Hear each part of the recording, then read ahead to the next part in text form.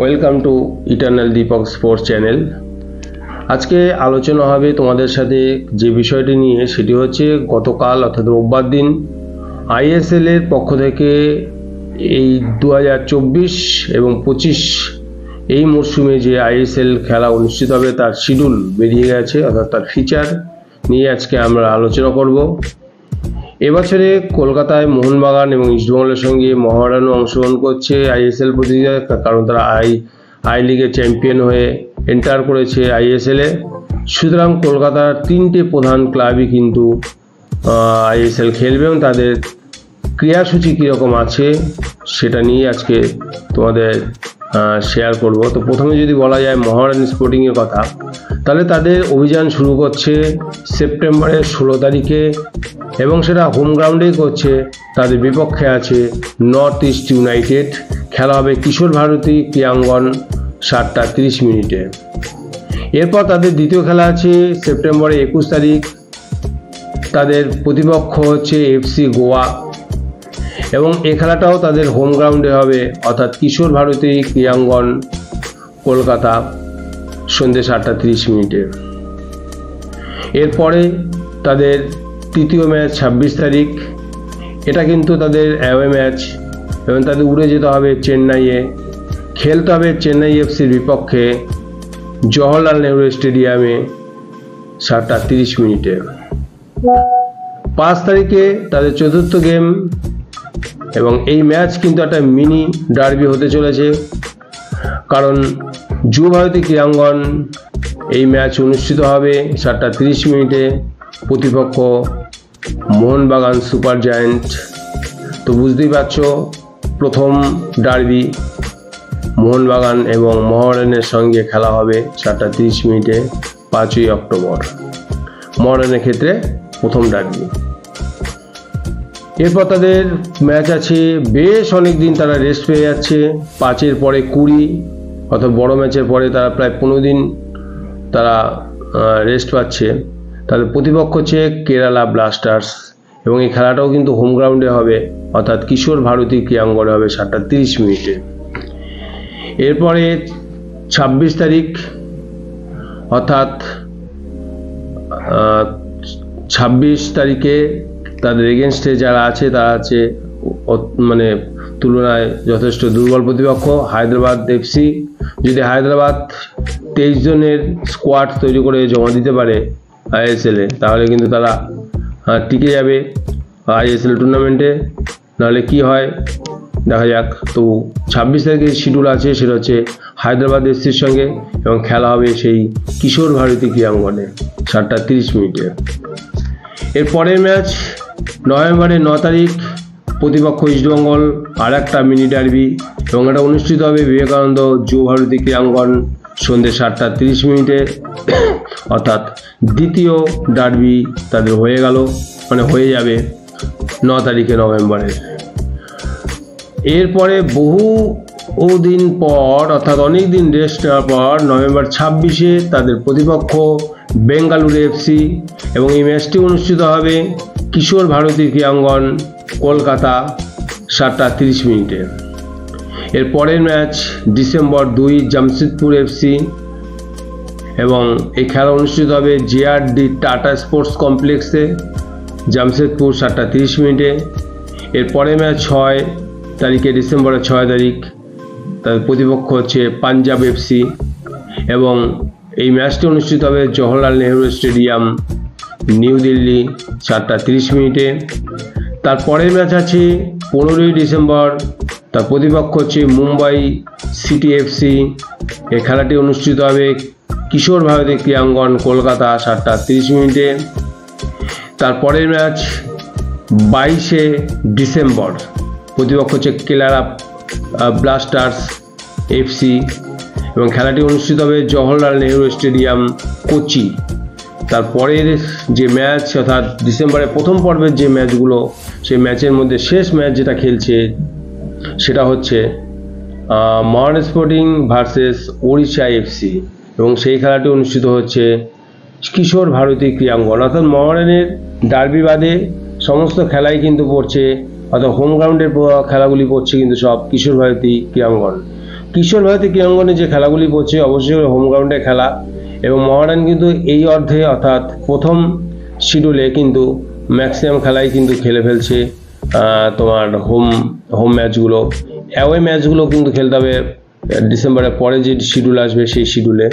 তো সেই শিডিউল এখনও তৈরি হয়নি, অর্থাৎ সেকেন্ড স্টেজের যে খেলা হবে সেই যে খেলা এখনও আমরা পয়েন্ট করতে পারছি না। তো ডিসেম্বরের 27 পর্যন্ত, 27 তারিখ হচ্ছে মহারানের শেষ ম্যাচ এই পর্বের।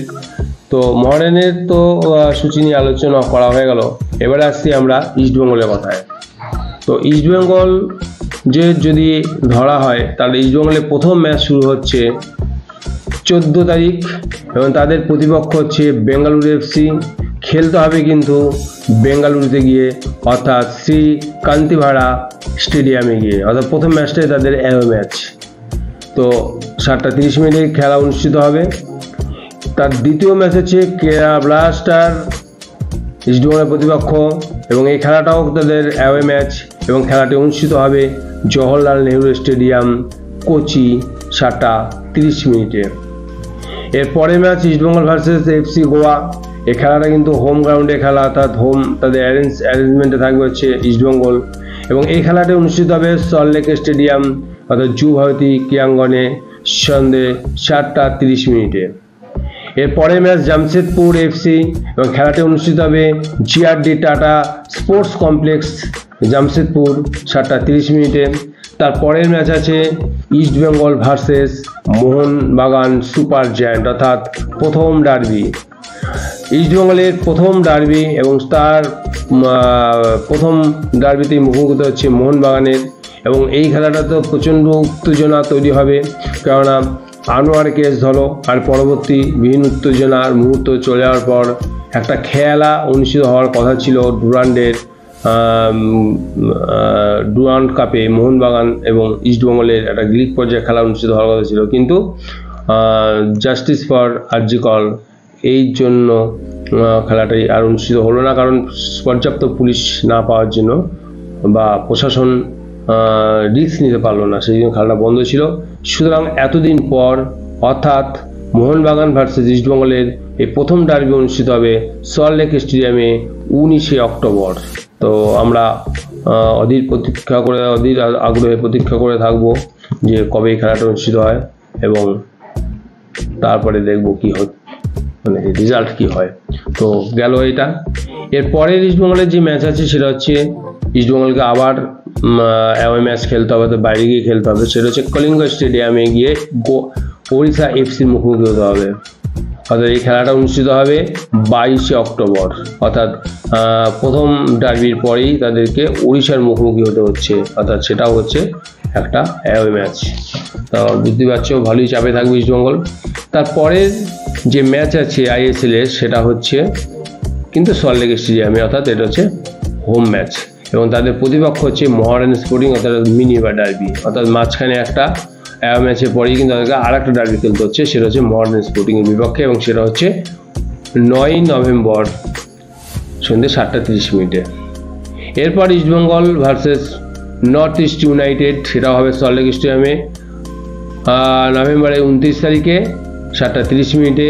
এরপরে ইস্টবেঙ্গলকে উড়ে যেতে হবে চেন্নাই এফসির মুখোমুখি হতে হবে ডিসেম্বরের 5 তারিখে সন্ধ্যে 5টার সময়। এই ম্যাচটা কিন্তু 5টায় অনুষ্ঠিত হবে, অর্থাৎ চেন্নাইয়ে খেলা জওহরলাল নেহরু স্টেডিয়ামে সন্ধ্যে 5টায় অনুষ্ঠিত হবে ইস্টবেঙ্গল ভার্সেস চেন্নাই এফসি।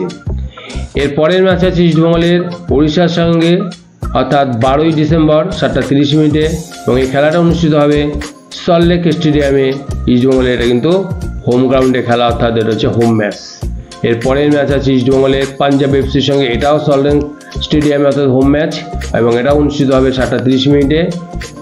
আর ইস্টবেঙ্গলের পরের ম্যাচ হচ্ছে জামশেদপুর এফসি, ম্যাচটি অনুষ্ঠিত হবে ইস্টবেঙ্গলেরই ঘরের মাঠে, অর্থাৎ সল্টলেক স্টেডিয়ামে সন্ধ্যে 7টার সময় ডিসেম্বরের 21 তারিখে। এরপরে ইস্টবেঙ্গলের শেষ ম্যাচ এই পর্যায়ের হায়দ্রাবাদ এফসির বিরুদ্ধে। হায়দ্রাবাদের সঙ্গে ম্যাচ আছে, তাদের দুর্বল দল অপেক্ষাকৃত বোঝাই যাচ্ছে। এই দলের সাথে খেলা আছে সন্ধ্যে 5টার সময়, বিকেল 5টার সময়, এবং খেলাটি অনুষ্ঠিত হবে জিএমসি বালাযোগী স্টেডিয়ামে অর্থাৎ হায়দ্রাবাদে। কি হবে বলা যাচ্ছে না, কিন্তু হায়দ্রাবাদ যদি তাদের সমস্ত ক্রাইটেরিয়া মেনটেন করে 23 জনের স্কোয়াড জমা দিতে পারে তাহলেই হায়দ্রাবাদ খেলবে, আদারওয়াইজ কিন্তু সম্ভব হচ্ছে না। এই গেল ইস্টবেঙ্গলের ক্রীড়াসূচি। এরপরে আমরা আলোচনা করব মোহনবাগান সুপার জায়ান্ট, তাদের ক্রীড়াসূচি কীরকম হলো। তো একটা কথা বলে রাখি, এর মাঝখানে কিন্তু ইস্টবেঙ্গলকে AFC কাপ চ্যালেঞ্জ খেলতে হচ্ছে, সুতরাং এই যে গ্যাপগুলো আমরা দেখতে পাচ্ছি এই গ্যাপ কিন্তু থাকবে না, মাঝে মাঝে তাদেরকে ম্যাচগুলো খেলতে হবে। তো মোহনবাগানের যদি কথা বলি তাহলে ISL এর প্রথম ম্যাচ দিয়েই শুরু হচ্ছে মোহনবাগান এবং মুম্বাই সিটি এফসির সঙ্গে প্রথম ম্যাচ দিয়েই শুরু হচ্ছে ISL, অর্থাৎ উদ্বোধন হচ্ছে এবং সেই খেলাটা অনুষ্ঠিত হচ্ছে 13ই September 7:30 Salt Lake Stadium, Kolkata. বোঝা যাচ্ছে এই ম্যাচটা দেখার জন্য প্রচুর অনুগামী মোহনবাগান সমর্থক কিন্তু উপস্থিত থাকবে। মোহনবাগানের দ্বিতীয় ম্যাচ হচ্ছে নর্থ ইস্ট ইউনাইটেড, এটাও অনুষ্ঠিত হবে সল্ট লেক স্টেডিয়াম, অর্থাৎ মোহনবাগানের হোম ম্যাচ 7:30। মোহনবাগানের তৃতীয় ম্যাচ হচ্ছে বেঙ্গালুরু FC ভার্সেস মোহনবাগান, তৃতীয় ম্যাচ। এই ম্যাচটা কিন্তু অনুষ্ঠিত হবে কান্তিভাড়া স্টেডিয়ামে সেপ্টেম্বরের 28 তারিখে 7:30। মোহনবাগানের প্রথম মিনি ডার্বি অনুষ্ঠিত হচ্ছে 5ই অক্টোবর 7:30, প্রতিপক্ষ মোহামেডান স্পোর্টিং, এবং খেলাটি অনুষ্ঠিত হবে সল্ট লেক স্টেডিয়াম অর্থাৎ যুবভারতী ক্রীড়াঙ্গন। এরপর প্রথম ডার্বি, মিনি ডার্বির পরেই মোহনবাগানের প্রথম ডার্বি স্বাদ পেতে চলেছে 19শে অক্টোবর 7:30 ইস্টবেঙ্গলের এগেনস্টে, অর্থাৎ প্রথম ডার্বি খেলবে মোহনবাগান। এরপর আসছে হায়দ্রাবাদ FC ভার্সেস মোহনবাগান, এবং খেলাটি অনুষ্ঠিত হবে 30শে October GMC Balayogi stadium 7:30। Odisha এফসির সঙ্গে খেলবে মোহনবাগান নভেম্বরের 10 তারিখ কলিঙ্গা স্টেডিয়ামে 7:30। মোহনবাগানের পরবর্তী ম্যাচ আছে 23শে নভেম্বর সল্ট লেক স্টেডিয়াম অর্থাৎ যুবভারতী ক্রীড়াঙ্গনে 7:30, প্রতিপক্ষ হচ্ছে জামশেদপুর FC। এর পরের ম্যাচ মোহনবাগানের খেলা আছে চেন্নাই FC, নভেম্বরে অনুষ্ঠিত হবে সল্ট লেক স্টেডিয়ামে 7:30। তার পরের ম্যাচ আবার নর্থ ইস্টের সঙ্গে মোহনবাগানের খেলা পড়েছে ডিসেম্বরের 8 তারিখে ইন্দিরা গান্ধী অ্যাথলেটিক স্টেডিয়াম, অর্থাৎ এই খেলাটি কিন্তু মোহনবাগানের অ্যাওয়ে ম্যাচ হিসেবে ধরা হচ্ছে। এরপরে মোহনবাগানের পরের ম্যাচ হচ্ছে কেরালা ব্লাস্টার্স, যেটা অনুষ্ঠিত হবে ডিসেম্বরের 14 তারিখে, এবং খেলাটি অনুষ্ঠিত হবে সল্ট লেক যুবভারতী ক্রীড়াঙ্গন স্টেডিয়ামে 7:30। এর পরের ম্যাচ মোহনবাগান যার সাথে খেলবে সে চির প্রতিদ্বন্দ্বী FC গোয়া, এবং খেলাটি অনুষ্ঠিত হবে জওহরলাল নেহরু স্টেডিয়াম গোয়াতে 7:30। এবং এই পর্যায়ের শেষ ম্যাচ মোহনবাগান খেলবে 26শে ডিসেম্বর, প্রতিপক্ষ পাঞ্জাব FC, এবং খেলাটি অনুষ্ঠিত হবে জওহরলাল নেহরু স্টেডিয়াম দিল্লিতে 7:30। তো এই ছিল মোহনবাগান ইস্টবেঙ্গল মোহামেডানের ক্রীড়াসূচি, অর্থাৎ কাদের কবে কোথায় খেলা হচ্ছে।